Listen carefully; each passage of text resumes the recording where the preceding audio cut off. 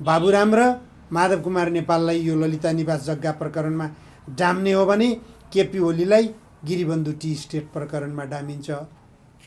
छर्लङ्ग छ। प्रचण्डलाई आफ्नो क्यान्टोनमेन्टको घोटाला, माओवादी शिविरको घोटाला प्रकरणमा तानिन्छ। अरू त केही देखिया छैनन्। व्हाइट बडी जहाज खरिद प्रकरणमा शेरबहादुर देउवालाई तानिन्छ।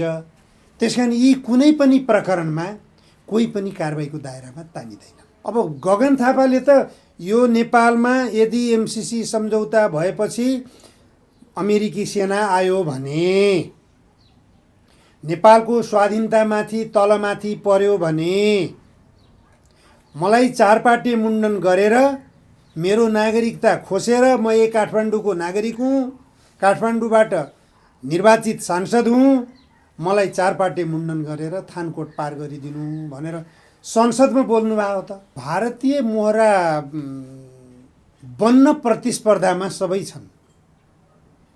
कसलाई देख्नुहुन्न र तपाईँ? प्रचण्डजी भारतसँग नजिक हुने प्रतिस्पर्धामा हुनुहुन्छ। केपी ओलीजी भारतीय सत्ता पक्षसँग भन्छु अझ म, भारतीय सत्ता पक्षसँग नजिक हुने प्रतिस्पर्धामा हुनुहुन्छ। शेरबहादुरजीको प्रतिस्पर्धा त्यही हुन्छ भनेपछि राजेन्द्र महतोको प्रतिस्पर्धा त्यो हुनु त सामान्य कुरा हो। वरिष्ठ पत्रकार तथा राजनीति विश्लेषक निमकान्त पाण्डे सरलाई हाम्रो च्यानलमा स्वागत छ। हस्, धन्यवाद। अब सबैभन्दा सुरुवाततिरबाटै राजेन्द्र महतोलाई छुन्छु म, होइन? उहाँको सार्वजनिक अभिव्यक्ति माटो पृथ्वीनारायण शाहले जोडे पनि मन जोडेनन् भनेको केही दिनपछि नै पार्टीबाट छुट्टै पार्टी खोल्नुभयो र बहुराष्ट्र राज्यको अवधारणा अघि सार्नु भएको छ, होइन? अब यो बहुराष्ट्र राज्यको अवधारणा कस्तो हो, होइन? उहाँको नियत यो धारणामा चाहिँ कस्तो देख्नुहुन्छ? अनि राजेन्द्र महतोजी अब देशको सुविधा भोग गर्दै आएको मानिस हो। विभिन्न राजनीतिक पार्टीहरूको आवरणमा उहाँले देशका विभिन्न मन्त्रालयहरूको पनि जिम्मेवारी सम्हालेर बढ्नुभयो।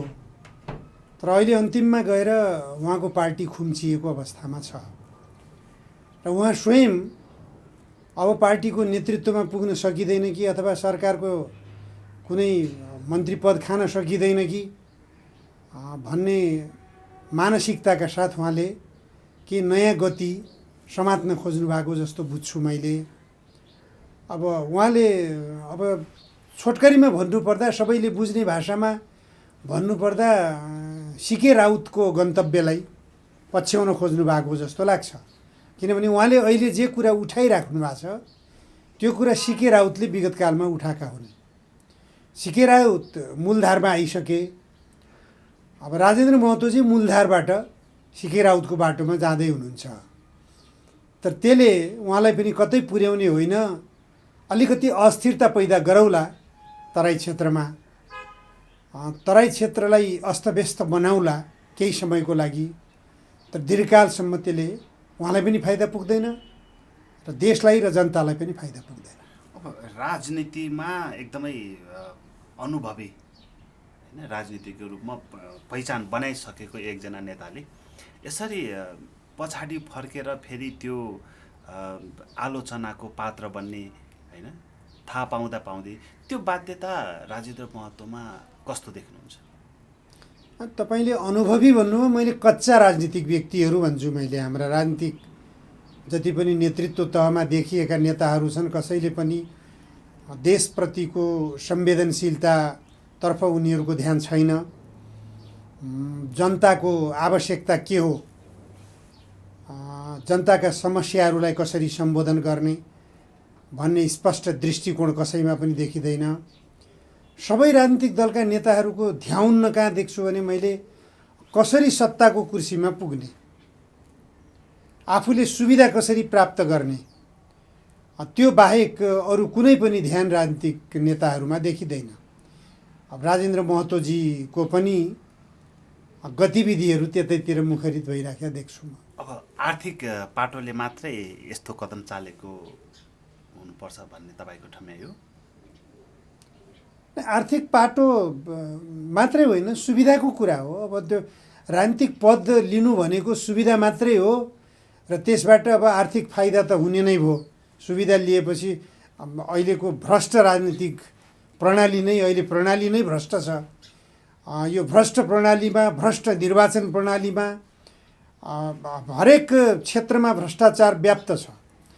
यो अवस्थामा के देखिन्छ त भने भ्रष्टाचार गर्नु नै राजनीतिमा सफलता हो।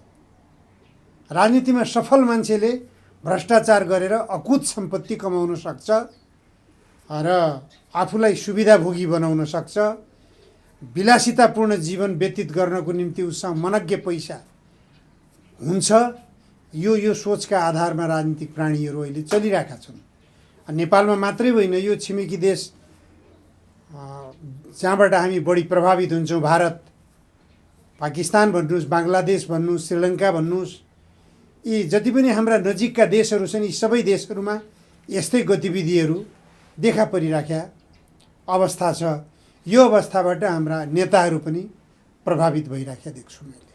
अब जस्तो विश्लेषकहरू होइन कुरा सुन्यो भनेपछि चाहिँ राजेन्द्र महतो एउटा भारतीय मोहरा हुन् भनेर आरोप लगाइन्छ होइन। अब यो आरोपलाई चाहिँ अलिकता समर्थन भारतको योजना अन्तर्राष्ट्रिय हाम्रा जति पनि विमानस्थलहरू छन्, अहिले आएको 20 करोडसम्मको परियोजना आफू खुसी आफूले छानेको ठाउँमा होइन लगाउन पाउने, यी कुराहरूलाई जोडेर हेर्नुहुन्छ कि होइन? तपाईँले त्यस्तो केही देख्नुहुन्छ? होइन, अब भारतीय मोहरा बन्न प्रतिस्पर्धामा सबै छन्। कसलाई देख्नुहुन्न र तपाईँ? प्रचण्डजी भारतसँग नजिक हुने प्रतिस्पर्धामा हुनुहुन्छ। केपी ओलीजी भारतीय सत्ता पक्षसँग भन्छु अझ म, भारतीय सत्ता पक्षसँग नजिक हुने प्रतिस्पर्धामा हुनुहुन्छ। शेरबहादुरजीको प्रतिस्पर्धा त्यही हुन्छ भनेपछि राजेन्द्र महतोको प्रतिस्पर्धा त्यो हुनु त सामान्य कुरा भयो। भारतलाई कसरी खुसी गराउने, भारतलाई खुसी गराएर भारतको आशीर्वाद प्राप्त गरेर नेपालको शासक कसरी बन्ने, यो प्रयास त सबै राजनीतिक दलका नेताहरूमा देखिन्छ। अझ तपाईँको केपी ओली नेतृत्वको सरकारलाई पन्छाएर जब शेरबहादुर देउवा नेतृत्वको सरकार बनाउने क्रममा हुनुहुन्थ्यो प्रचण्डजीहरू, त्यो बेला प्रचण्डजीले बोलेको एउटा भाष्य अहिले पनि निकै चर्चित छ। उहाँले भारतको लागि गठबन्धन सरकार बढी कम्फर्टेबल सरकार बन्न सक्छ, हाम्रो नेतृत्वको सरकार कम्फर्टेबल सरकार बन्न सक्छ भनेर उहाँले टाउको हल्लाउँदै बोल्नु भएको कुरो अहिले पनि त चर्चितै छ। एउटा उहाँले भाष्य निर्माणतर्फ निकै आक्रोश व्यक्त गर्नुहुन्छ प्रचण्डजीले, तर उहाँले नै निर्माण गरेको भाष्य हो यो। त्यसले गर्दा राजेन्द्र महतो मात्रै होइन, तपाईँको विडम्बना हो यो। बहुत दुःखका साथ म यो कुरा भनिरहेको छु। आफ्नै देशका नेताहरूको यो गतिविधि देख्दा देशभक्तिपूर्ण गतिविधिमा प्रतिस्पर्धा हुनुपर्ने हो नेताहरूमा। जनताका आवश्यकताहरू परिपूर्ति गर्नको निम्ति प्रतिस्पर्धा हुनुपर्ने हो हाम्रा देशका नेताहरूमा। हाम्रा देशका नेताहरूमा नैतिक आचरणको सवालमा प्रतिस्पर्धा हुनुपर्ने हो। तँभन्दा म नैतिकवान, तँभन्दा म विकास प्रेमी, तँभन्दा म देशभक्त, तँभन्दा म विकासको गतिलाई पछ्याउन सक्ने राजनीतिक प्राणी, यो खालको प्रतिस्पर्धा हुनुपर्ने हो। यो खालको प्रतिस्पर्धा भइदिएको भए यो देशको विकासको गति पनि अगाडि बढ्थ्यो पक्कै पनि। तर यहाँ त दुर्भाग्य के भइदियो भनेपछि भारतलाई रिझाउनको निम्ति प्रतिस्पर्धा भयो। हेर्नुहोस् त त्यो नागरिकता विधेयकको हालत। केपी ओलीले पनि त्यसैमा मरिमिट्नु भयो, प्रचण्डले पनि त्यसैमा मरिमिट्नु भयो, शेरबहादुर देउवाले त्यसैमा मरिमिट्नु भयो। सबै नेताहरूले भारतको हितको निम्ति नागरिकता विधेयक पास गर्नै पर्ने। किन यस्तो भयो? पूर्व राजा वीरेन्द्रले त्यही नागरिकता विधेयक रोकेको कारणले ज्यानै गुमाउनु पर्यो भनिन्छ नि त। नारायणी टी काण्ड त्यही नागरिकता विधेयकलाई लालमोहर नलगाएर फिर्ता पठाइदिए हुनाले भएको हो। बढी देशभक्ति देखाउन खोजे हुनाले मारिएका हुन् राजा वीरेन्द्र भन्नेहरू पनि त छन्। सुनिन्छ नि त त्यो व्याख्या विश्लेषण गर्दा, त्यो सुन्दा र अहिलेका हाम्रा राजनीतिक दलका नेताहरूको गतिविधिलाई हेर्दाखेरि होइन भन्ने ठाउँ छ र? मैले यसमा जोडिहालेँ होइन, यो बहुराष्ट्र राज्य भनेको नेपालको कुनै क्षेत्रलाई देशबाट अलग्गाउने एउटा विचार हो। यो नेपालको संविधानको धारा 57ले त्यो बाटो दिएछ। सबभन्दा पहिले यदि नेपालका राजनीतिक दलका नेताहरू जसले यो संविधान बनाए, संविधान सभाको 2वटा कार्यकाल सकाए, बुद्धि पुर्याएर बनाए होलान्, तर धारा 57 पढुन् राम्ररी। धारा 57 ठिक छ कि छैन? सबभन्दा पहिले प्रदेशका राजधानी बनाइयो। प्रदेशको राजधानी हुन सक्दैन। कुनै पनि एउटा देशको राजधानी एउटा मात्रै हुन्छ, 7वटा राजधानी हुन सक्दैन। स्वनिर्णयको अधिकार प्रदेशलाई के को निम्ति? स्वनिर्णयको अधिकार अलग प्रदेश बनाउनको निम्ति,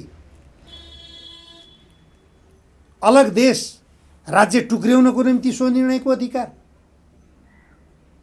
के? विकेन्द्रीकरणको सिद्धान्तलाई अपनाउनुहोस् तपाईँ। यति सानो देश छ।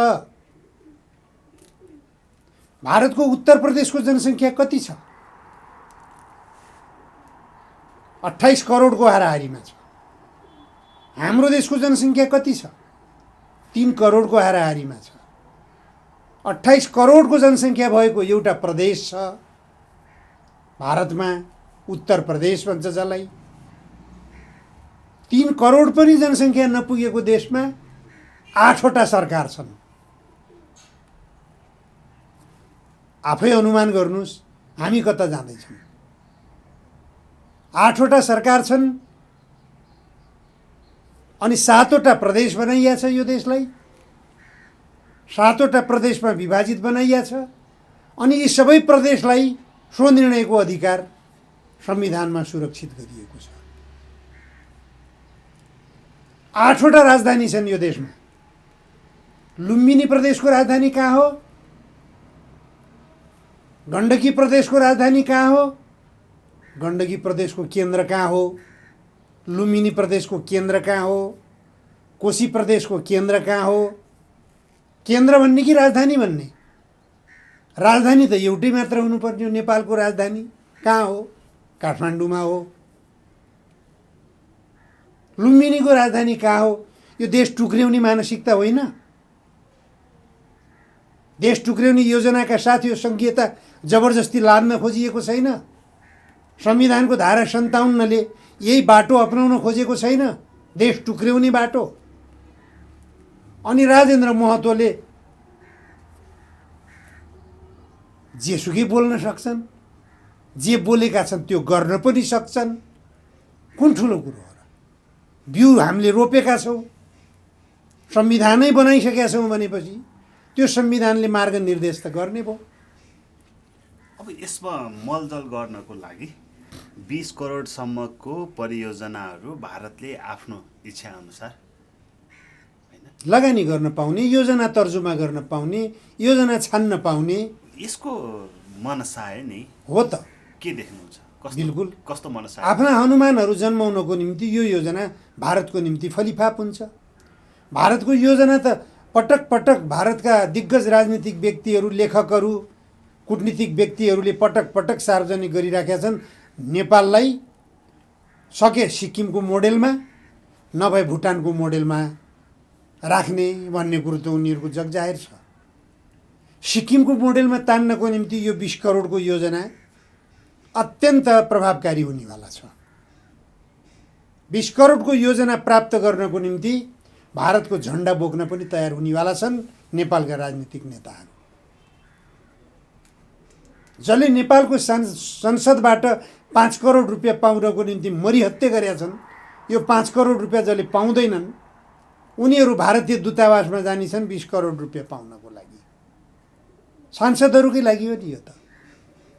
सांसदहरूलाई खरिद गर्नको लागि।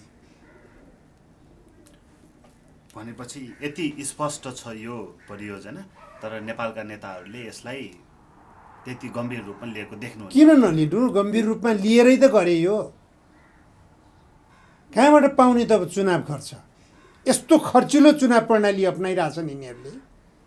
एउटा उम्मेदवारले आफ्नो चुनाव क्षेत्रमा चुनाव प्रचार गर्न गएर मात्र जित्ने अवस्था छैन। किनभने कुनै राम्रो काम गरेकै छैन, लोकप्रियता नै छैन, जनताका बिचमा कुनै प्रभावै छैन कुनै नेताको। जित्ने आधार के त? जित्ने आधार पैसो। पैसो कहाँबाट ल्याउने त? पैसो ल्याउनलाई त बाटो चाहियो नि त।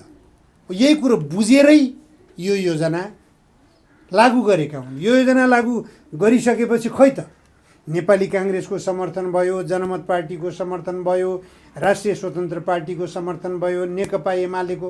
कसले विरोध गरे? कुन पार्टीले विरोध गरे? सामान्य रूपमा विरोधको रूपमा विरोध गरे जस्तो गरेर शब्दमा मात्र विरोध गर्ने।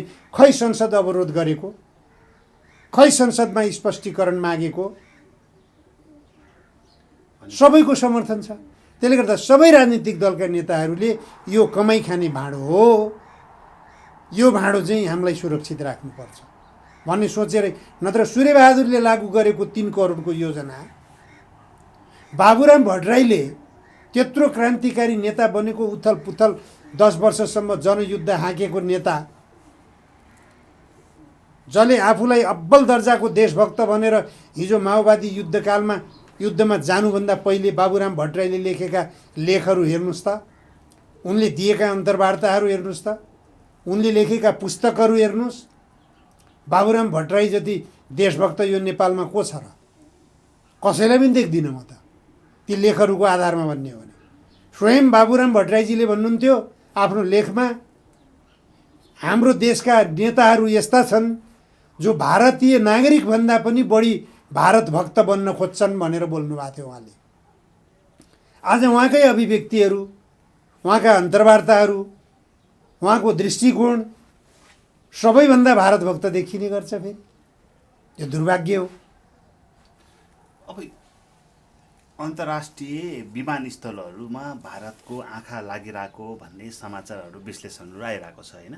के कारणले आँखा लगाउनु परिरहेको छ त भारतलाई? तपाईँले अन्तर्राष्ट्रिय विमानस्थल मात्रै भन्नु, मैले पुरै देश भनिसकेँ नि।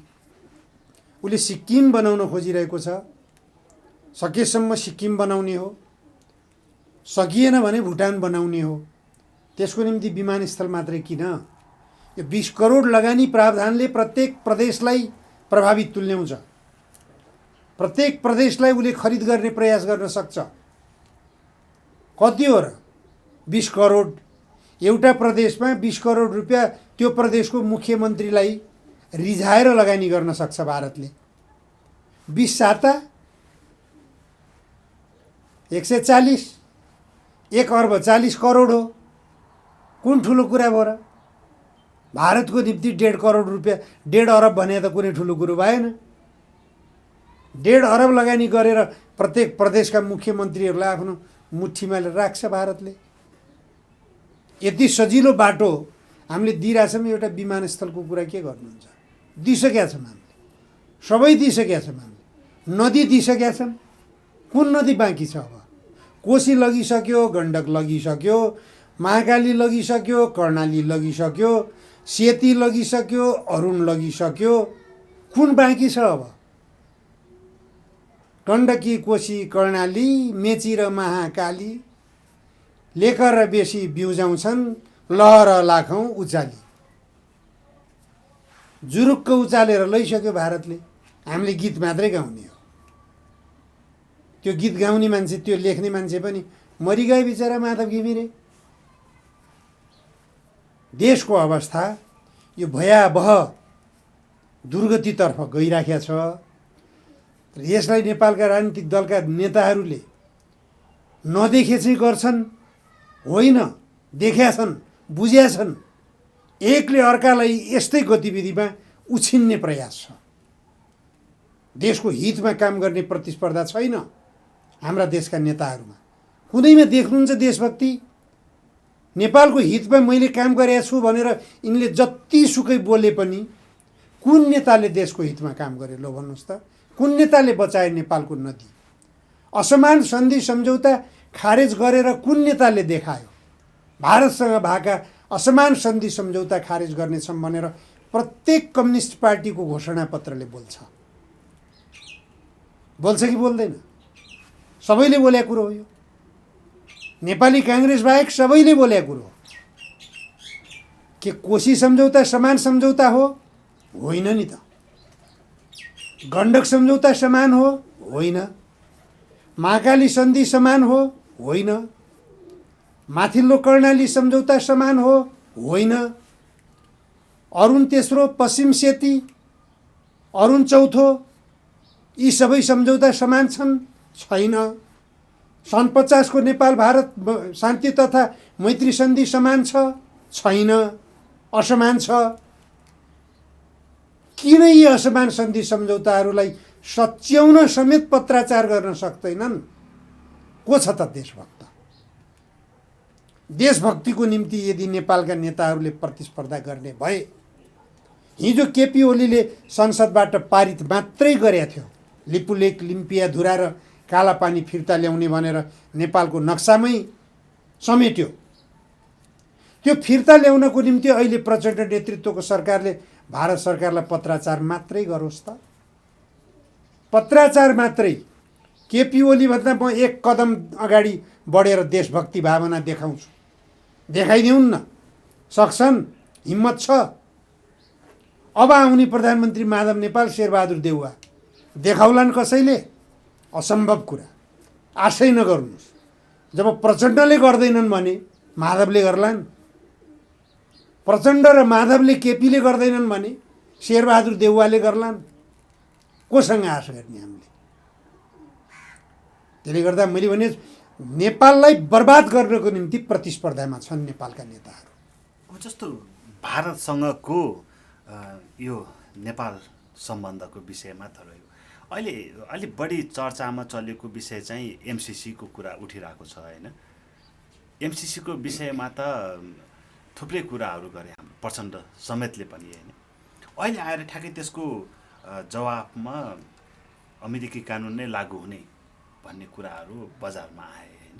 अब यसको यसलाई चाहिँ अब कसरी हेर्ने अब नेपाल सरकारले, नेपाली जनताले? यो त मैले एमसिसी सम्झौता पारित नहुँदैदेखि बोल्दै आएको विषय हो। एमसिसी सम्झौताको कुन धारामा हो मैले बिर्सेँ अहिले। त्यो ठ्याक्कै धारा चाहिँ 5 हो अथवा 7 हो। त्यसमा प्रष्ट रूपमा लेखिया छ, एमसिसी सम्झौता संसदबाट अनुमोदन भइसकेपछि नेपालको मूल कानुन र एमसिसी सम्झौताका शर्तहरूमा बाझ्यो भने, कुनै विषय बाझियो भने एमसिसी सम्झौतामा लेखिएका शर्तहरू लागू हुनेछन्। सम्झौतामा प्रष्ट शब्दमा लेखिया छ। सम्झौतामा नेपालको कानुनसँग, मूल कानुनसँग, संविधान बनाएको थियो, नेपालको मूल कानुनसँग बाझिएको खण्डमा सम्झौताका शर्तहरू लागू हुनेछन् भनेर सम्झौतामा लेखिएको हुनाले यो सम्झौता संसदबाट अनुमोदन गराएर मात्र, संसदबाट पारित गराएर मात्र लागू गर्न सकिन्छ भनेर कानुन मन्त्रालयले लेखेको पत्र। कानुन मन्त्रालयले तत्कालीन युवराज खतिवडाको नेतृत्वमा जो अर्थ मन्त्रालय थियो, त्यो अर्थ मन्त्रालयलाई लेखेको। यही कारणले हो 50औं पटक बोलियो यो विषयमा। तर यहाँका एमसिसीका दलाल नेताहरू सुनेनन्, पटक्कै पनि सुनेनन्। देशको हितमा त कुरै सुन्दैनन्। को भन्ने एमसिसीको खाँटी दलाल, त्यो प्रतिस्पर्धामा गए नेताहरू। उसले पनि अमेरिकालाई रिजाउने, उसले पनि अमेरिकालाई रिजाउने, उसले पनि अमेरिकालाई देख्नु होइन तपाईँको कृष्णबहादुर महराले टेबल नगर्दा बित्तिकै कृष्णबहादुर महरालाई घोक्रे ठ्याक लगाउने योजना बनाइयो। योजना बनाउने अन्तर्गत एकजना महिलालाई प्रयोग गरियो। कृष्णबहादुर महराको व्यक्तित्व धराशायी बनाइयो। उनका पनि केही कमी कमजोरी होलान्, तर त्यही कमी कमजोरीमा टेकेर कृष्णबहादुर महरालाई सिद्ध्याइयो नि। कारण के थियो त? एमसिसी सम्झौता संसदमा टेबल नगरेको कारणले। जुन दिन कृष्णबहादुर महरालाई मुद्दा लगाइयो त्यसको 2-3 दिनपछि त प्रधानमन्त्री तत्कालीन प्रधानमन्त्री केपी शर्मा ओलीले अन्तर्वार्तै दिनुभयो त एउटा पत्रिकामा। कृष्णबहादुर महराले एमसिसी सम्झौता टेबल नगरेर ठुलो गल्ती गर्नुभयो भनेर बोलिदिनु भयो। त्यही कारणले उहाँलाई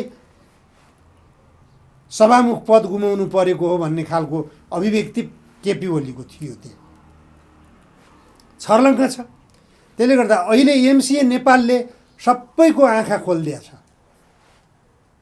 एमसिए नेपालले एउटा प्रसारण लाइनको एउटा टेन्डर आह्वान गरे रहेछ ठेक्काको निम्ति।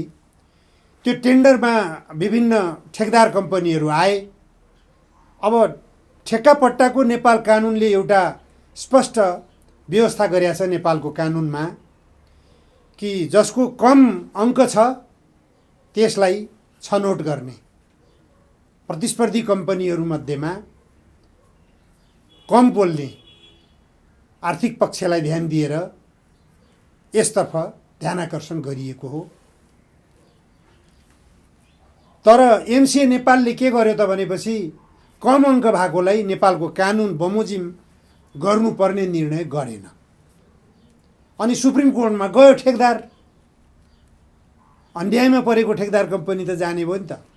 त्यो पनि इन्डियन कम्पनी हो, फेरि इन्डियन ठेकदार हो। सर्वोच्च अदालतमा गयो अनि सर्वोच्च अदालतमा एमसिए नेपालले जवाब दिएछ। त्यो जवाब के छ? एमसिसी सम्झौता अन्तर्गतको काम कारबाहीलाई नेपालको कानुन आकर्षित हुँदैन।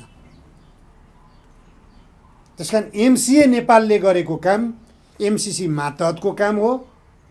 एमसिसी सम्झौताको धारा यतिले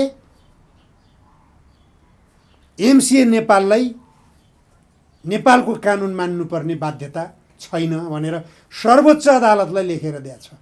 अब सर्वोच्च अदालतका न्यायाधीशहरूको पनि हेरौँ न कतिको ह्याउ रहेछ। अब के ह्याउ? संसदबाट पारित भएको छ, सर्वोच्च अदालतका न्यायाधीशले के निर्णय गर्ने?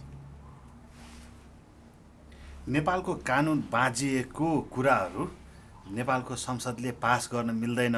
त्यसकारणले हामीले कति 12-11 कति बुँदेमा अमेरिकालाई एमसिसी वालाहरूलाई चाहिँ हामीले पत्राचार गरेको छौँ, त्यसमा ऊ सहमत हुन्छ भनेर त्यो अभिव्यक्ति दिँदै हिँडेका थिए नि प्रधानमन्त्री, अहिलेका तत्कालीन प्रधानमन्त्री प्रचण्डजीले बोल्नुभयो, निकै बोल्नुभयो। एकपटक होइन दर्जनौँ ठाउँ उहाँले आफ्नो देशभक्ति यही हो भनेर पनि प्रदर्शन गर्नुभयो। खै त अहिले त बोल्नु न त। एमसिए नेपालले यो पत्राचार गर्यो जो सर्वोच्च अदालतलाई, यो विषयमा बोल्नुपर्ने नि त। एमसिए नेपालले गलत गर्यो, गलत कुरो बोल्यो किन नभन्ने? भन्नु पऱ्यो नि त। आइसक्यो मिडियाहरूमा, मैले त प्रष्ट रूपमा खुलासा गरेर बोलिसकेँ। किन बोल्नुहुन्न प्रधानमन्त्री प्रचण्ड? किन बोल्नुहुन्न भनेपछि अमेरिकालाई रिझाउने प्रतिस्पर्धामा हुनुहुन्छ उहाँ। अमेरिका रिसाउँछ कि त्यो प्रतिस्पर्धामा हुनुहुन्छ उहाँ। शेरबहादुरलाई भन्दा मलाई बढी विश्वास अमेरिकाले कसरी गर्छ? केपी ओलीलाई भन्दा मलाई बढी विश्वास कसरी गर्छ? रवि लामिछानेलाई भन्दा मलाई बढी विश्वास कसरी गर्छ? यो नाङ्गो प्रतिस्पर्धामा हुनुहुन्छ कि उहाँहरू। मैले भनिहालेँ नि, नेपाली जनताले मलाई बढी विश्वास कसरी गर्छन्, नेपालको देशभक्त नेता म कसरी बन्न सक्छु, त्यतातिर ध्यानै छैन नेपालका नेताहरूको। भनेपछि एमसिसीको विषयमा भीम रावलले लिएको अडान ठिक थियो, गगन थापाले लिएको अडान चाहिँ बेठिक थियो भन्ने अहिले प्रमाणित हुँदैछ। भइसक्यो कि? भइसक्यो नि, प्रष्ट भइगयो त्यो। अब गगन थापाले त यो नेपालमा यदि एमसिसी सम्झौता भएपछि अमेरिकी सेना आयो भने, नेपालको स्वाधीनतामाथि तलमाथि पर्यो भने मलाई चारपाटे मुण्डन गरेर मेरो नागरिकता खोसेर म एक काठमाडौँको नागरिक हुँ, काठमाडौँबाट निर्वाचित सांसद हुँ, मलाई चारपाटे मुण्डन गरेर थानकोट पार गरिदिनु भनेर संसदमा बोल्नुभयो त। अब कहाँको भीम रावलसँग तुलना गर्नुहुन्छ गगन थापालाई? गगन थापालाई त बरु ऊ यतातिरका अरू के भन्छ एमसिसी सम्झौताका प्रवक्ताहरू छन् नि, स्वर्णिम वाग्लेहरू, उनीहरूसँग तुलना गर्नुहोस्। भनेपछि मैले भन्न खोजेको भीम रावलले जो अडान लिइराख्नु भएको थियो यो गलत हो, त्यसको लागि गर्नु। भीम रावलले अडान लिनुभयो, मैले अडान, उहाँले भीम रावलले संसदमा लिनुभयो, मैले मिडियामा लिएँ, झलनाथ खनालले संसदमा लिनुभयो, लीलामणि पोखरेलले बाहिर पनि लिनुभयो, आफ्नो अडान आफ्नो पार्टीका नेताहरूलाई पनि पार्टीभित्र पनि अडान लिनुभयो, नारायण काजी श्रेष्ठैले लिनुभएको अडान, प्रेम सुवालले संसदमा बारम्बार बोल्नुभयो। बोल्न पर्नेहरू, यसलाई राम्रोसँग बुझेका नेताहरू सबैले बोल्नु भएको छ। सडकमा टाउको फुटाउँदै र हातखुट्टा भाँच्दै जनता जनार्दन बोले, अभियन्ताहरू बोले, तर सुने कसैले? स्वयं त्यो बेलाका सभामुख अग्नि सापकोटा बोल्नुभयो। एमसिसी सम्झौता पास गर्न पर्यो भने बरु म सभामुख छोडिदिन्छु, पार्टी छोडिदिन्छु बोल्नु भएको थियो उहाँ पनि। तर उहाँकै नेतृत्वको प्रतिनिधि सभाले ध्वनि मतको आधारमा पारित गर्यो। उहाँको कानले हुन्छ र सडकको गुन्जायमान आवाज सुनेन, संसदभित्रका सांसदहरूको हुन्छ भन्ने आवाजलाई बढी सुन्यो उसले। अवस्था त्यो। त्यसले गर्दा यो नेपाली जनतामा आक्रोश खुम्च्याउने काम भइरहेको छ। आक्रोश खुम्चिएको छ, गुम्सिएको छ आक्रोश। यो गुम्सिएको आक्रोश कुन बेला विस्फोट हुने हो? सामान्य विस्फोट त तपाईँको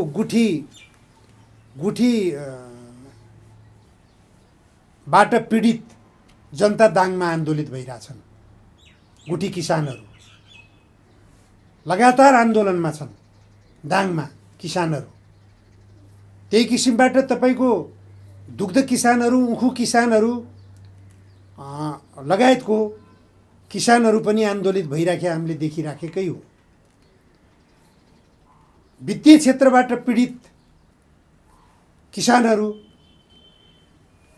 महिनौँ दिनसम्मको तपाईँको पैदल यात्रा गरेर काठमाडौँमा आइराखेका छन्, ओहोर दोहोर गरिरहेछन्, कहिले यता गरिरहेछन्, कहिले उता गरिरहेछन्, आफ्नो आवाज गुन्जायमान गरिरहेछन्, नाराबाजी गरिरहेछन्। यो कानमा ठेटी लगाएर बसेको सरकारले सुन्दैन।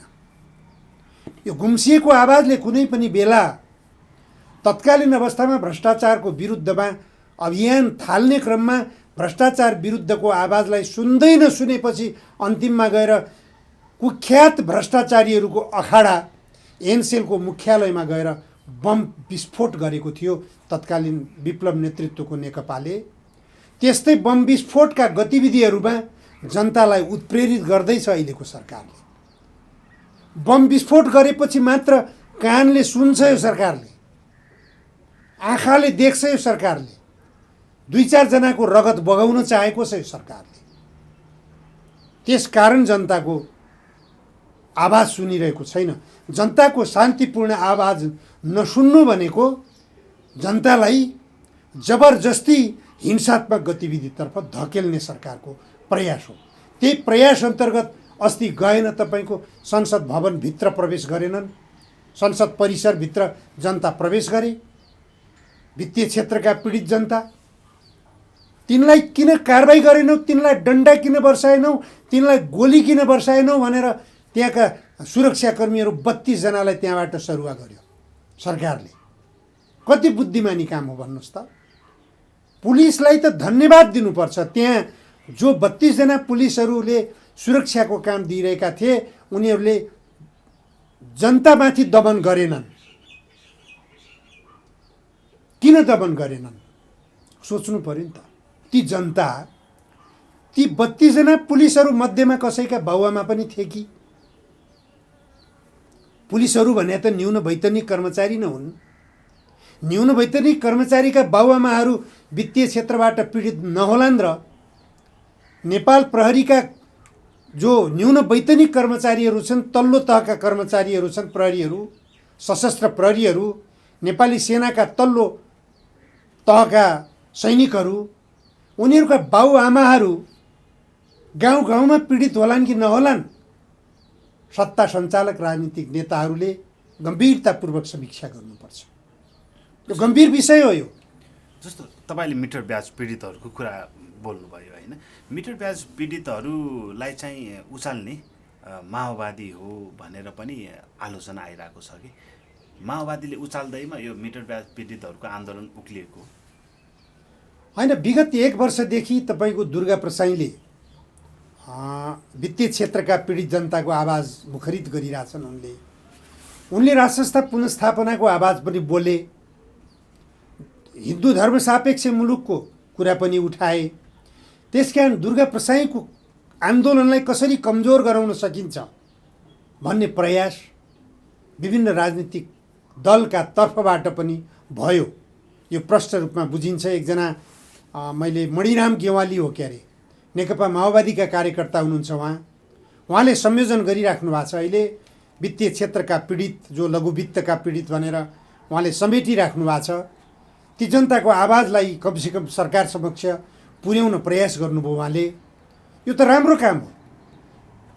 चाहे माओवादीको आवरणमा गरोस्, चाहे एमालेको आवरणमा गरोस्, चाहे राजावादीको आवरणमा गरोस्, चाहे तपाईँको राष्ट्रिय स्वतन्त्र पार्टीको आवरणमा गरोस्, जुनसुकै आवरणमा गरे पनि जनताको पक्षमा यदि आवाज उठाउँछन् भने त्यो स्वागत योग्य कुरा हो।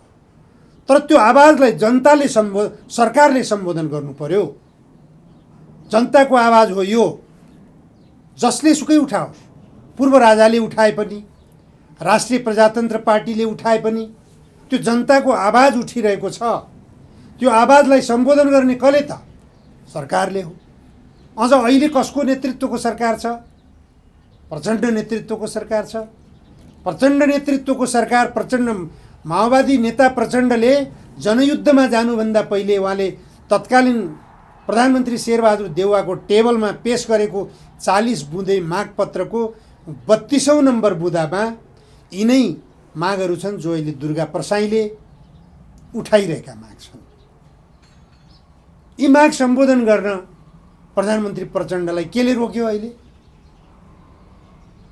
हिजो शेरबहादुरलाई दबाब दिने, शेरबहादुरले सम्बोधन नगरे हुनाले 17,000 नेपाली जनताको रगत बगाउने, ठुलो सङ्ख्यामा भौतिक संरचनाहरू ध्वस्त गराउने, लाखौँको सङ्ख्यामा जनतालाई जनयुद्धबाट प्रभावित गराउने, अहिले आफू प्रधानमन्त्री भएको बेलामा त्यही माग सम्बोधन गर्न थुरथुर काँप्ने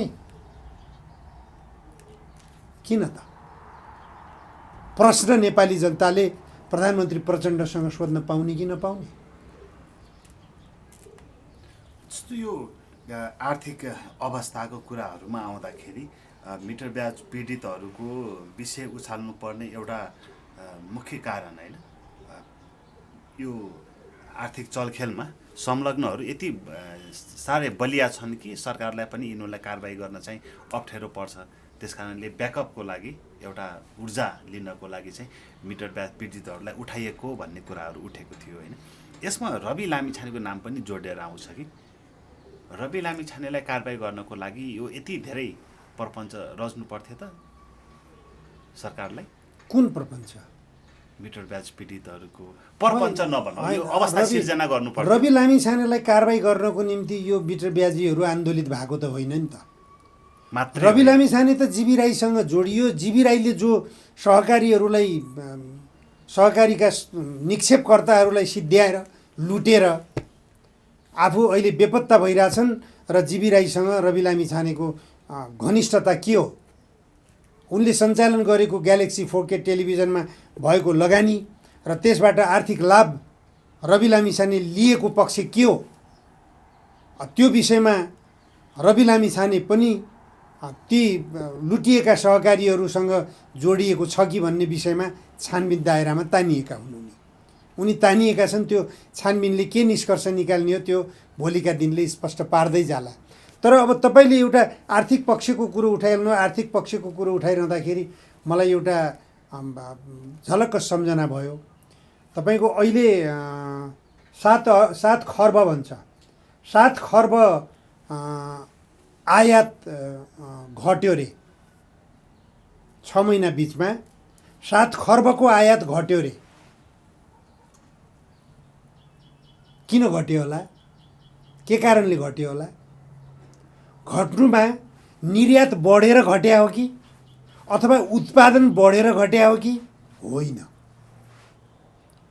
उपभोक्ताहरूको सङ्ख्या घट्यो। नेपालमा उपभोक्ताहरूको सङ्ख्या घट्यो। कहाँ गए नागरिकहरू? गए वैदेशिक रोजगारीमा। अथवा आम्दानी अथवा क्रय शक्तिको क्षमता घट्यो। जो नेपाली जनता छन् उनीहरूले खरिद गर्न सक्ने अवस्था भएन। 7 खर्ब बचत भयो। राज्यको ढुकुटीमा त बच्यो नि त। सुन्दै थिएँ मैले नेपाल आयल निगम कति 3-4 खर्ब नाफामा गएको छ।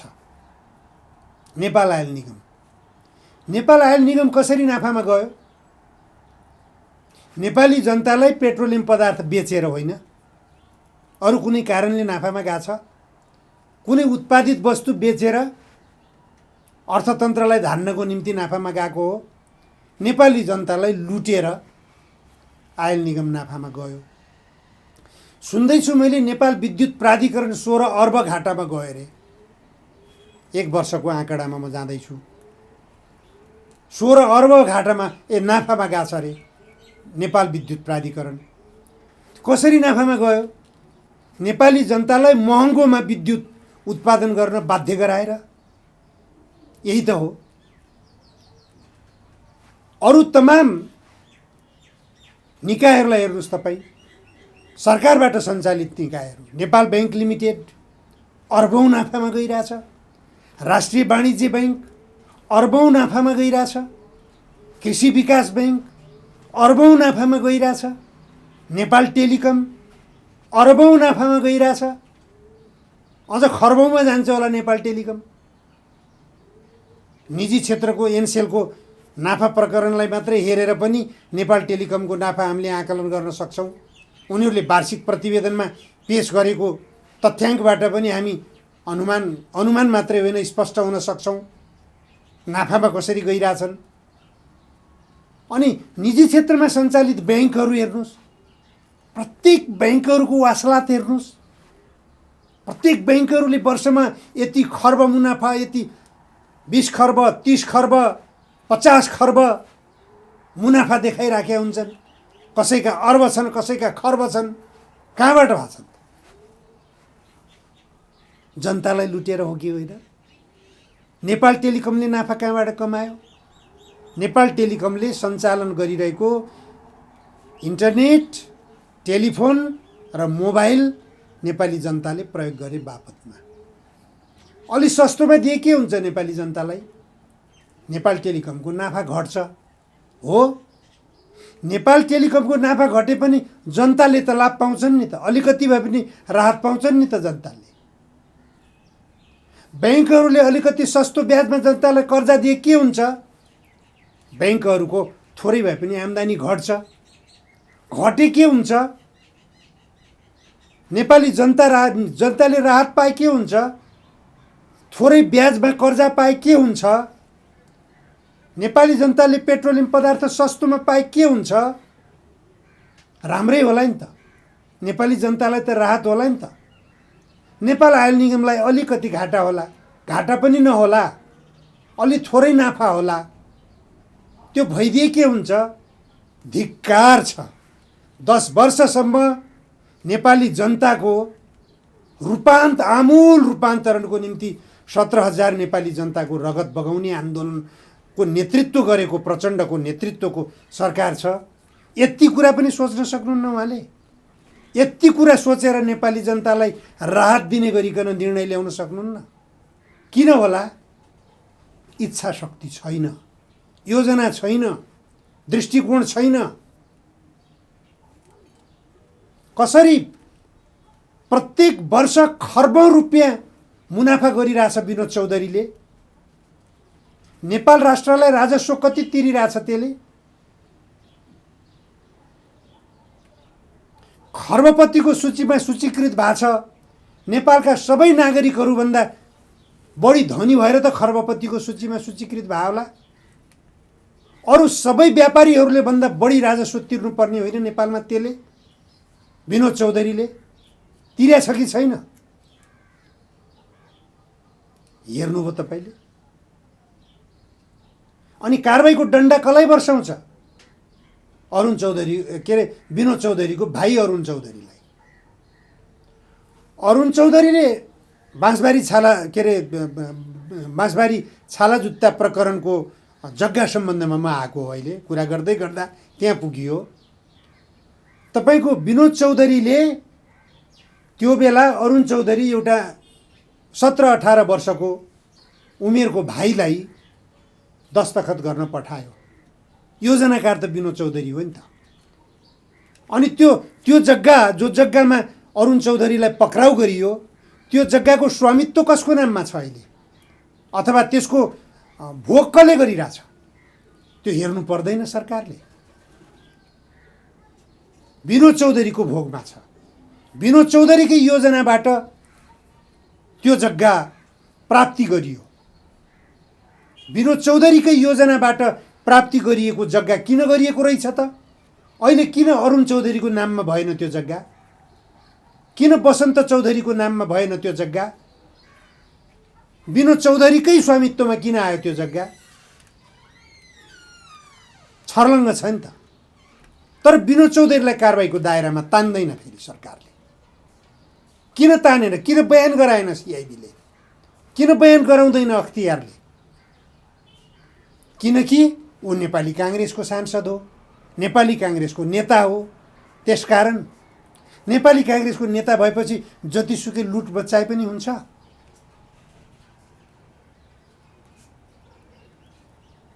बुझ्नुपर्ने कुरा के हो भनेपछि अरुण चौधरीसँग अहिले सम्पत्ति कति छ, बसन्त चौधरीसँग अहिले सम्पत्ति कति छ, विनोद चौधरीसँग सम्पत्ति कति छ, अहिले तुलनै गर्न सकिँदैन।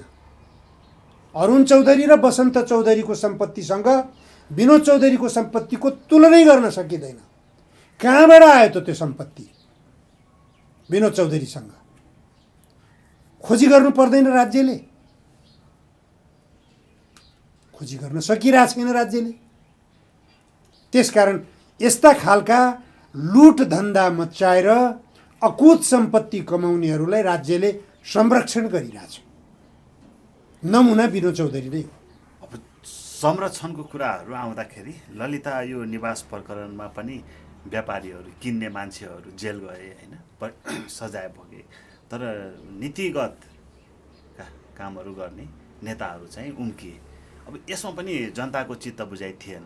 तर यो आदेश चाहिँ सर्वोच्चको थियो होइन। जताततै त्यही छ तपाईँको। चाहे ललिता निवास जग्गा प्रकरण भन्नुहोस्, चाहे बाँसबारी जग्गा प्रकरण भन्नुहोस्, चाहे हरिसिद्धि इँटा तथा टाइल कारखानाको जग्गा भन्नुहोस्, चाहे भ्रिकुटी कागज कारखानाको जग्गा भन्नुहोस्, यी सबै क्षेत्रमा जग्गा प्राप्ति गर्दा, जग्गा बेचबिखन गर्दा, अथवा गिरिबन्धु टी स्टेटको जग्गा भन्नुहोस्, जति पनि हिजो पञ्चायत कालमा राजा महेन्द्रको योजना अन्तर्गत त्यो बेला अधिकरण गरिए जग्गाहरू, ती अधिकरण गरिएका जग्गाहरू, त्यो जग्गा त मेरो हो भनेर कसैले भनेर पनि पाए, त्यसरी पनि पाए। त्यही त हो ललिता निवास जग्गा प्रकरण। कृष्णप्रसाद भट्टराईजीले दिनुभयो। हो भनेर होमा हो मिलाएर माधव कुमार नेपालले र डाक्टर बाबुराम भट्टराईले नीतिगत निर्णय गरिदिनु भयो। अरू मन्त्रीहरू, विजय गच्छदार लगायतका मन्त्रीहरू नीतिगत निर्णयलाई थप टेवा पुर्याएर अगाडि बढ्ने मन्त्रीहरू भए। अब त्यसमा खरिद बिक्री गर्नेहरू फसे। मालपोत कार्यालयमा टिप्पणी उठाउनेहरू गए, पारित गर्नेहरू गए। यो अवस्थातर्फ देश गइरहेको छ। यो सरासर गलत न्यायिक प्रणाली भइरहेको छ हाम्रो देशमा।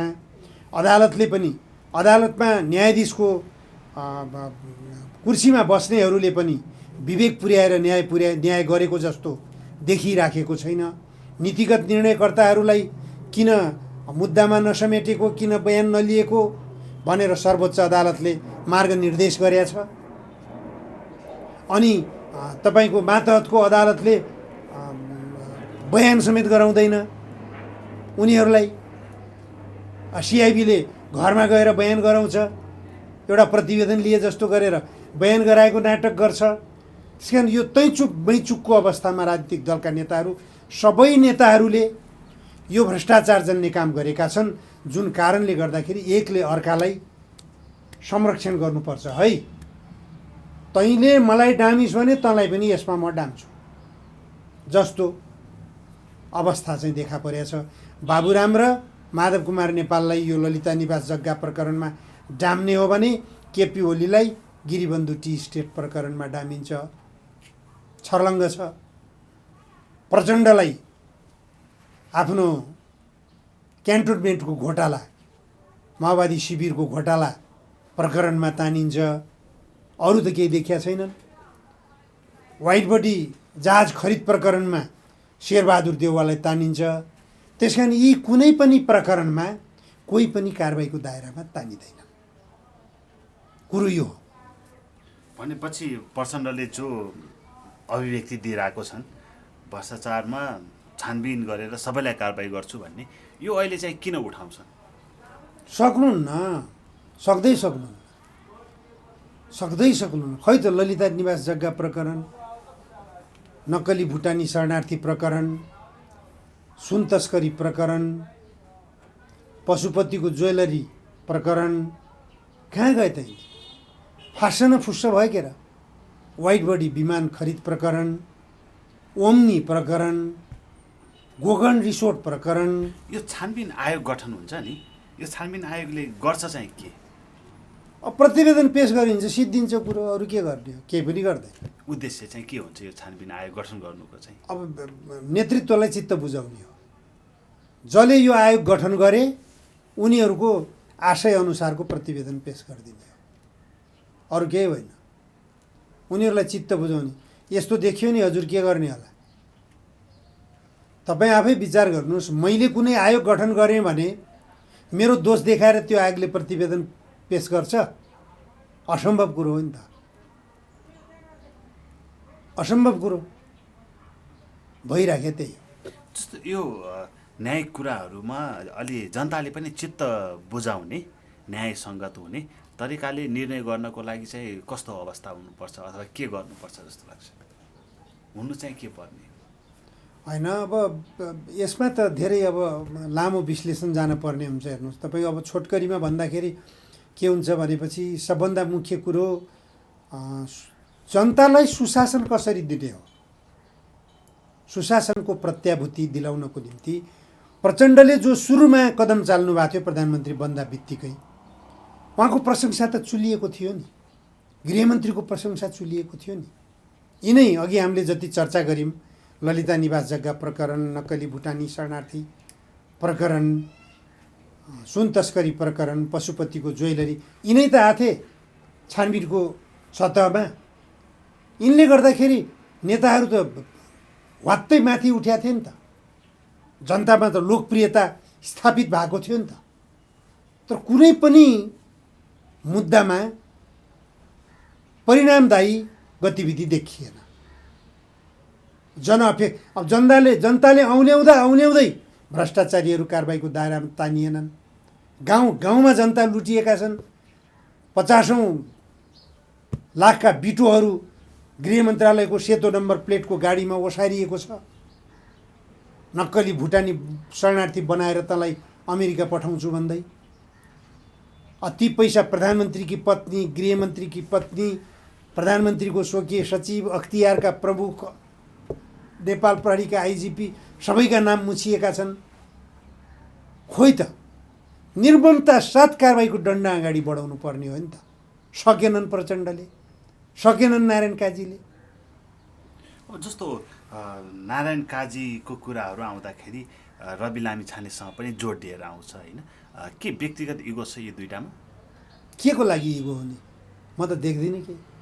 नारायण काजीले रवि लामिछानेसँग प्रतिस्पर्धा गर्नै पर्दैन। चुनावमा जनताको केही समयको लागि भोट प्राप्त, यो निर्वाचन प्रणालीप्रति नै मेरो सहमति छैन। हेर्नुहोस्, सबभन्दा पहिले त मलाई दिनुहोस्, तपाईँ 10 करोड दिनुहोस्, म जुनसुकै निर्वाचन क्षेत्रबाट पनि जितेर आइदिन्छु। म त्यस्तो किन हुन्छ? पैसामा चुनावलाई खरिद गर्न सकिने अवस्थाको निर्वाचन प्रणाली हो नि त्यो। त नेपाली काङ्ग्रेसका नेता शशाङ्क कोइरालाले भने हैनन्, मैले 6 करोड रुपियाँ खर्च गरेर चुनाव जिते हुँ। मलाई त्यो 6 करोड रुपियाँ शोधभर्ना गर्ने हो भने म आगामी निर्वाचनमा मैले पाउने टिकट जसले 6 करोड दिन्छ त्यसलाई दिन्छु भनेको थिएँ। किन होला?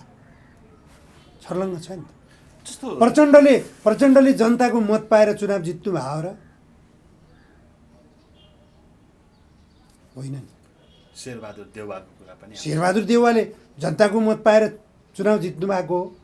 उहाँहरूले आफ्नो छातीमा हात राखेर सोच्नुहोस् त कति कति करोड रुपियाँ खर्च गर्नुभयो उहाँहरूले पहिले चुनावमा।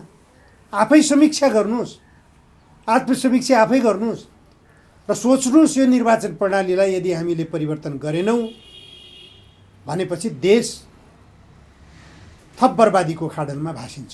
जस्तो चुनावको कुरा आउँदा अहिले राष्ट्रिय सभाको र उपनिर्वाचनको चुनाव नजिकै छ होइन। अब यो राष्ट्रिय सभाको अध्यक्षको विषयमा पनि माओवादीभित्र एकदम बढी किचलो छ। किन आएको यति धेरै किचलो यसको? अब यही कुरालाई म तपाईँ भन्दैछु। तपाईँ रामचन्द्र पौडेललाई कतिजना नेपाली नागरिकले मतदान गरे हुन्? तनहुँको एउटा निर्वाचन क्षेत्रका केही जनताले निर्वाचित गरे हुन्। उनलाई राष्ट्रपति भनेर निर्वाचित गरे हुन्? होइनन् नि। तर राष्ट्रपति भएर गए। शासकीय प्रणालीको दोष। आम नेपाली जनताले निर्वाचन गर्न किन मतदान गर्न किन नपाउने राष्ट्रपतिलाई? अनि गोर्खाको एउटा निर्वाचन क्षेत्रका सीमित जनताले मतदान गरेर संसदमा पठाएको प्रचण्डलाई कार्यकारी प्रमुखको रूपमा प्रधानमन्त्री बनाइदिए। कसले बनायो? जनताले बनाउन्? होइन नि। संसदका सीमित सांसदहरूले बनाए। सार्वभौम नेपाली जनताको सार्वभौम मत आयो त त्यहाँ? कसरी आयो? उनीहरूले चुनेका जनप्रतिनिधिहरूले चुने, यही हो मान्यता। तर जनप्रतिनिधिहरूले मतदान, जनताको मतदान जनप्रतिनिधिहरूले गर्न पाउँछन्? यस्तो पनि नेपाली जनताको सार्वभौम मत प्रयोग भएको भनेर मनगढन्ती व्याख्या गरेर हुन्छ? तपाईँको प्रतिनिधि सभामा पराजित उम्मेदवारहरू अहिले डम्पिङ साइट भएका छन् राष्ट्रिय सभामा। कृष्ण सिटौला अस्वीकृत होइन? दुई पटक दुईवटा चुनावमा पराजित व्यक्ति हो। त्यो व्यक्तिलाई अहिले राष्ट्रिय सभामा ल्याएर सिटिक्क राखिदिए। जबकि नेपालको संविधानले स्पष्ट रूपमा भनेको छ प्रतिनिधि सभामा एक पटक पराजित भएको उम्मेदवारलाई त्यो प्रतिनिधि सभाको कार्यकालभरि कुनै पनि सरकारी ओहदामा ल्याउन मिल्दैन, मन्त्री बनाउन मिल्दैन। कमसे कम प्रधानमन्त्रीका त कुरै छोड्नुहोस्। अब यहाँ व्याख्या के गर्छन्? प्रधानमन्त्री मात्रै नबन्ने कुरा हो, मन्त्री बन्न त बन्छ। मन्त्री त बनाएकै छैन। हाम्रा अहिले गृहमन्त्री त्यही डम्पिङ साइटबाट उठेर आउनु भएको छ। नारायण काजीजी गोर्खाबाट पराजित हो, राष्ट्रिय सभामा डम्पिङ साइटमा आउनुभयो। अब अहिले कृष्ण सिटौलाजीलाई राष्ट्रिय सभाको अध्यक्ष बनाउन खोजिरहेछन्। के हो यो? त्यसले गर्दा यो शासकीय प्रणाली पनि ठिक छैन, यो निर्वाचन प्रणाली पनि ठिक छैन। यो निर्वाचन प्रणाली र शासकीय प्रणालीमा हामीले यदि सुधार गर्न सक्यौँ भने प्रत्यक्ष रूपमा नेपाली जनताले प्रमुख कार्यकारीको निर्वाचन गर्न पाउने पद्धति जरुरी छ।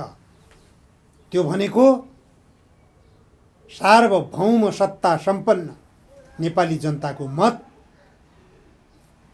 देशको प्रमुख कार्यकारीलाई मतदान गर्न पाउनुपर्छ।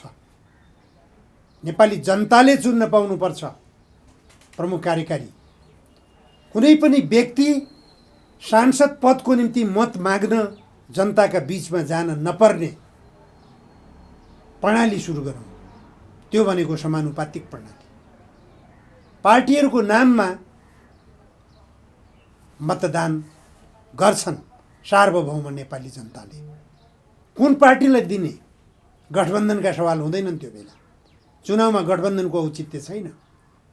चुनावमा काङ्ग्रेस र कम्युनिस्ट गठबन्धनमा हुने हो भने, काङ्ग्रेसले कम्युनिस्टलाई, कम्युनिस्टले काङ्ग्रेसलाई मत हाल्ने हो भने के को प्रजातन्त्र हो, के को लोकतन्त्र हो? यो लोकतन्त्र हो, यो निर्देशित तन्त्र, दलाल तन्त्र हो।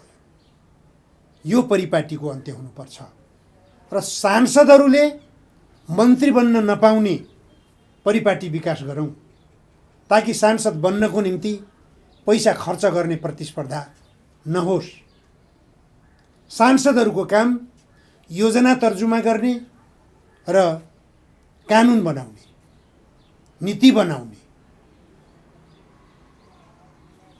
उत्पादन प्रणाली कसरी बनाउने, उत्पादन प्रणालीको सांसदहरूले निर्णय गरून्। उत्पादनमा वृद्धि गर्ने एउटा प्रणाली सुरु गरून्। अहिले हामी कृषि प्रधान देश भन्छौँ, बाहिरबाट खाद्यान्न आयात गरिरहेछौँ। उत्पादनमा वृद्धि कसरी गर्ने? हाम्रो कृषि प्रणाली फेल भएको छ नि त। यो असफल कृषि प्रणालीबाट हामी खाद्यान्नमा आत्मनिर्भर हुन सक्दैनौँ। असफल कृषि प्रणालीमा रूपान्तरण ल्याउन जरुरी छ। वैज्ञानिक कृषि प्रणाली, सामूहिक कृषि प्रणाली, त्यो संसदले विधि निर्माण गर्नु पर्यो। उत्पादनमा वृद्धि गर्नु पर्यो। खाद्यान्न निर्यात गर्ने हैसियत बनाउनु पर्यो देशको। कुनै दिन नेपालले खाद्यान्न निर्यात गर्थ्यो, आज किन आयात गरिराखेको छ? कुनै देशले, छिमेकी देशले खाद्यान्न निर्यात गर्न बन्द गरिदियो भनेदेखि हामी यहाँ भोकमरीले मर्न पर्ने अवस्था सिर्जना भइरहेको छ। यो अवस्थाबाट देशलाई कसरी बचाउने, यी गम्भीरतातर्फ नेपालका राजनीतिक दलका नेताहरूको ध्यान पुगेन। यो दुर्भाग्य हो देशको। यो सबै समस्या निर्वाचनको अवस्था व्यवस्था परिवर्तन भएसँगै पार लाग्छ भन्ने हो। निश्चित रूपमा शासकीय प्रणाली सँगसँगै मानिसको स्वभावमा पनि परिवर्तन आउँछ। अहिलेको यो निर्वाचन प्रणालीमा तपाईँले भ्रष्टाचार गर्दैन भनेर हुन्छ र? भ्रष्टाचार नगरेर चुनावमा कसरी खर्च गर्ने, कहाँबाट गर्ने?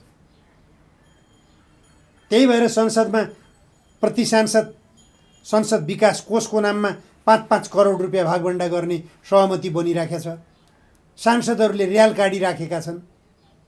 त्यही 5 करोड रुपियाँ चुनावमा गरिएको खर्च उठाउने हो। त्यसबाट विकास योजनाको नाममा यसो टालटुल पार्ने, 1-2टा काम गर्ने, 2-4 लाखका काम गरेर देखाइदिने, 5 करोड पचाइदिने।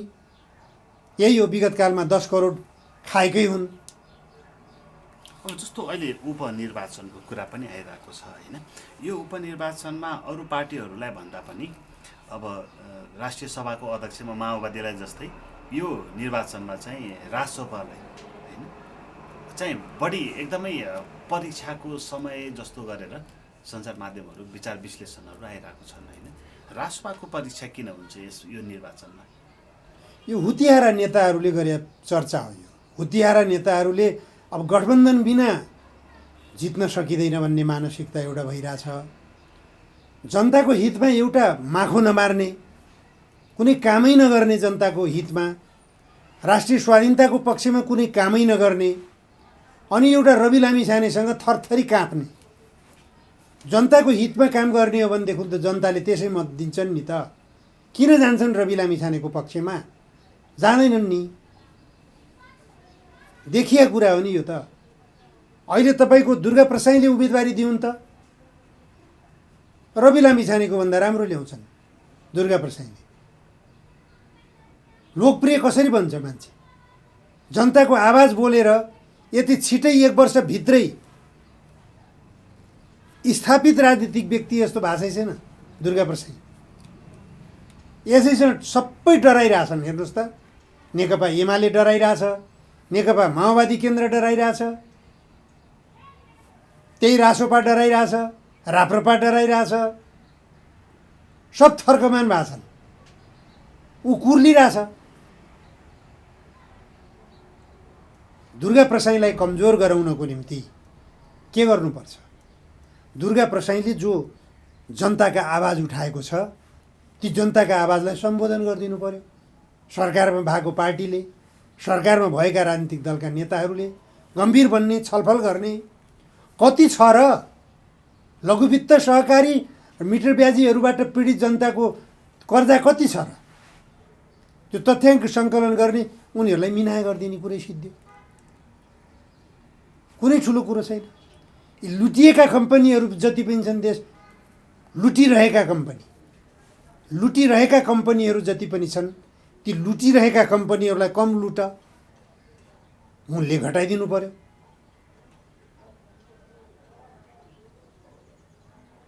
त्यो गर्दा चाहिँ जस्तो राजा आऊ देश बचाऊ भन्ने नारा चाहिँ अलि बढी नै सुन्ने, दुर्गा परसाई भन्दा पनि अलि बढी सुन्निएको जस्तो लाग्छ होइन। राज संस्था या पूर्व राजा यी फागुन महिनाभित्रै पुनर्स्थापना हुने कुरा पनि धेरै चर्को सुनियो होइन। तर यो महिना बित्दै जाँदाखेरि पनि कुनै सुरसार देखिँदैन राज संस्था पुनर्स्थापना हुने। त्यो चर्चा मैले पनि सुनिराखेको छु सुन्नलाई। अब राज संस्था यो फागुनभित्रै पुनस्थापित गरिन्छ भन्ने खालको चर्चा अब धेरैले भन्छन्, तर मलाई चाहिँ त्यस्तो सम्भावना लाग्दैन। सङ्केत पनि देखिया छैन। सङ्केत अब जनताले सडकबाट राजा आऊ भनेर मात्रै राजा कसरी जाने? विधि के हो? विधि नभएर पूर्व राजा ज्ञानेन्द्र शाह सिर्पेज लगाउन नारायणहिटीमा जान सक्दैनन्। विधि भनेको जनता सडकमा आन्दोलित भएर नेपाली सेनाले सहयोग गरेर लगेर गद्दीमा बसाल्यो भने एउटा बाटो त्यो देख्छु मैले।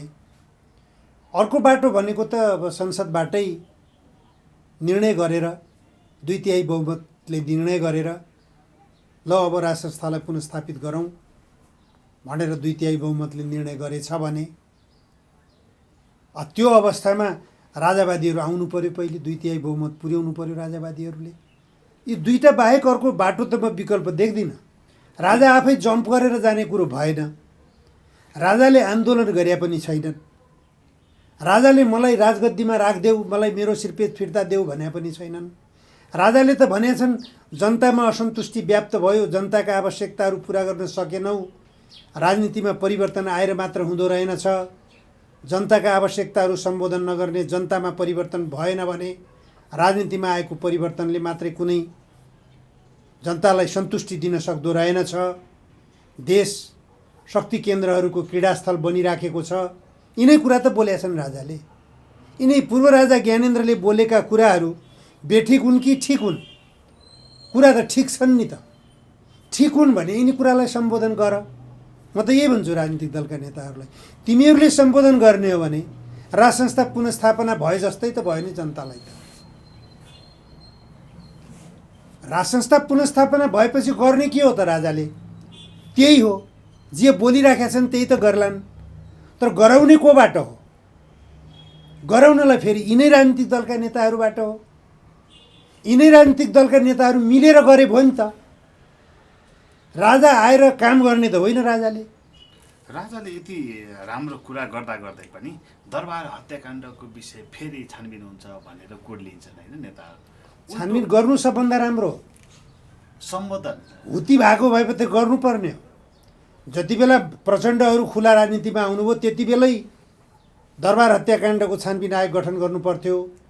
मदनाश्रित हत्याकाण्डको छानबिन गठन गर्नु पर्थ्यो।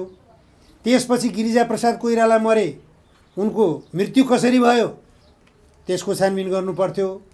सुशीला कोइरालाको मृत्यु पनि शङ्कास्पद भयो, त्यसको पनि छानबिन गर्नु पर्थ्यो। प्रचण्ड पुत्र प्रकाश दाहालको शङ्कास्पद मृत्यु भयो, कसरी भयो त्यो मृत्यु? त्यसै हार्ट एट्याक भनेर हुन्छ? कसले भन्यो हार्ट एट्याक? त्यसको पोस्टमार्टम गराउन आवश्यक प्रचण्डले किन ठान्नु भएन? किनभने उहाँलाई थाहा थियो प्रकाश कसरी मारियो भन्ने कुरा। त्यसकारण उहाँले आवश्यक ठान्नु भएन। त्यसलाई बाहिर ल्याउन उहाँले हिम्मत गर्न सक्नु भएको छैन। त्यसको छानबिन गर्न सक्नु पर्थ्यो। आफू पनि मारिन्छु कि भन्ने डर छ उहाँलाई, प्रचण्डलाई। त्यही भएर टिआरसी गरिरहनु भएको छ। टिआरसी विधेयक,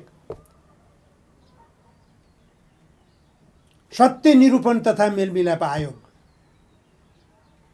के को लागि चाहिएको छ भन्नुहोस् त? जनतालाई 10 वर्षे जनयुद्ध गर्ने बेलामा जो सपना देखाइएको थियो त्यो सपना बहाली गर न, त्यो सपनालाई विपन्नमा रूपान्तरित गर न। सत्य निरूपण त्यही हो। मेलमिलाप त गरेकै छौ नि। शेरबहादुर र प्रचण्डको मेलमिलाप भएकै छ। एउटाले टाउको काट्थ्यो, एउटाले टाउकाको मूल्य तोकेको थियो। टाउको काट्ने र टाउकाको मूल्य तोक्ने बिचमा मेलमिलाप भइसकेपछि अरू के को मेलमिलाप खोज्न परेको छ? किन चाहिँ यो विधेयक? आवश्यकतै छैन। मुख्य चाहिएको कुरा के हो भने फेरि अर्को पटक कसैले जनयुद्ध गर्न नपर्ने परिस्थितिको सिर्जना गरौँ। दुर्गा प्रसाईले आन्दोलन बिसाए पनि फेरि आन्दोलन कसैले जनतालाई आन्दोलनमा उठाउने परिस्थितिको सिर्जना हुन नपाओस्, त्यो काम गरौँ। जनताका आवश्यकतालाई सम्बोधन गरौँ। त्यो भनेको नेपालको संविधानको प्रस्तावनामा लेखिएको गन्तव्य समाजवाद। समाजवादले मात्रै यी सबै समस्याहरूलाई सम्बोधन गर्न सक्छ। त्यो गन्तव्यलाई समात्न सबभन्दा जरुरी छ। गन्तव्य समाजवादलाई जबसम्म समात्न सकिँदैन तबसम्म जतिसुकै मरिहत्ते गरे पनि जनताका समस्या समाधान हुँदैन। बस समय दिनुभयो र आफ्नो महत्त्वपूर्ण विचार राखिदिनु, त्यसको लागि निमकान्त पाण्डे सरलाई धेरै धेरै धन्यवाद। हस्, धन्यवाद तपाईँलाई।